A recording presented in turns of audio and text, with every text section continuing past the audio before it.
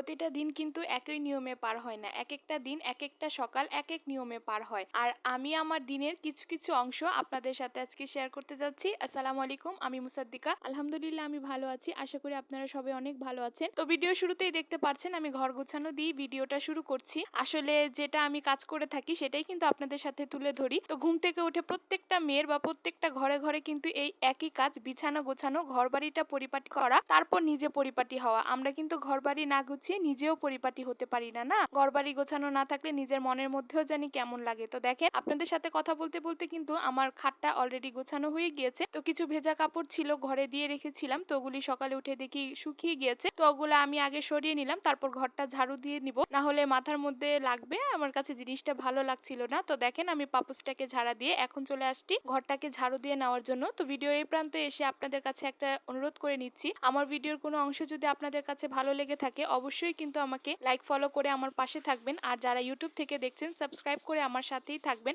আমার কিন্তু নতুন পেজ আর অনেক ক্ষুদ্র ইউটিউবার আমি। আপনাদের সাহায্যে আমিও বড় হতে চাই। আপনাদের সাহায্য ছাড়া তো সেটা আর সম্ভব না। সেটা যাই হোক, দেখেন আমার কিন্তু পুরো ঘরটা গোছানো হয়ে গিয়েছে। তো আমি খাটের সামনে পাপোশটা দিয়ে এখন চলে আসছি কাপড়গুলোকে ভাঁজ করে নেওয়ার জন্য। আসলে কাপড় ভাঁজ করছিলাম আর আম্মুর সাথে কথা বলছিলাম। কাপড় ভাঁজের সময় কিন্তু কথা বললে বা মোবাইল দেখলে সেই সময়টাও পার হয়ে যায় আর কাজ করছি সেটা কিন্তু বোঝাও যায় না। তো একে একে আমি সব কাপড় চোপড় ভাঁজ করে নিচ্ছি। আর আম্মু এখানে নাস্তার জন্য প্রিপারেশন নিয়ে নিচ্ছিল। তো আজকে পরোটা বানিয়েছিল। তো আম্মু এখানে সব কাজ করছে আর আমি ঘরের কাজগুলো করে নিচ্ছি আর আম্মু বাইরের কাজগুলি করে নিচ্ছে। তো দেখেন একে একে করে আমার কিন্তু সব কাপড় ভাঁজ করা হয়ে গিয়েছে।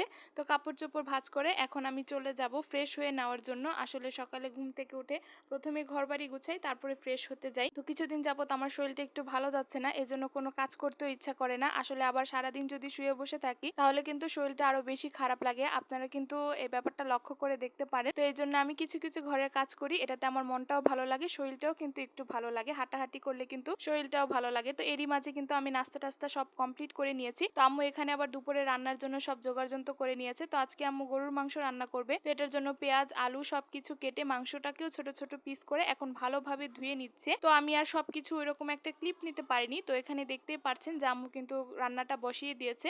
তো গরুর মাংস অলওয়েজ যেভাবে রান্না করে সব সময় ওইভাবেই রান্না করছে আম্মু। তো ব্যতিক্রম কোনো কিছুই নয়। কয়দিন কি পরিমাণ বৃষ্টি পড়েছে, আজকে আবার কিছুদিন যাবত বৃষ্টি নাই আর প্রচুর গরম পড়েছে।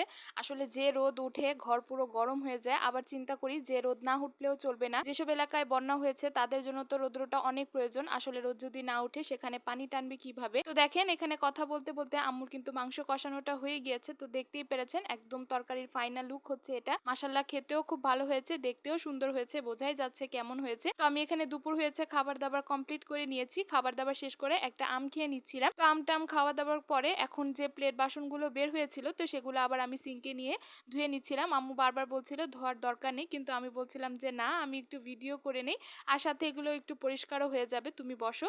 তো একে একে আমি সবকিছু ধুয়ে নিচ্ছি। তো বাসনপত্র ধোয়া কমপ্লিট করে অনেকক্ষণ রেস্ট নিয়েছি। তারপর দেখেন সন্ধ্যা হয়ে গিয়েছে। তো নামাজ টামাজ সবকিছু কমপ্লিট করে এখন সন্ধ্যা নাস্তাও খেয়ে নিচ্ছিলাম। আসলে এটা আমার সন্ধ্যা নাস্তা, রাত্রে ডিনারও বলতে পারেন।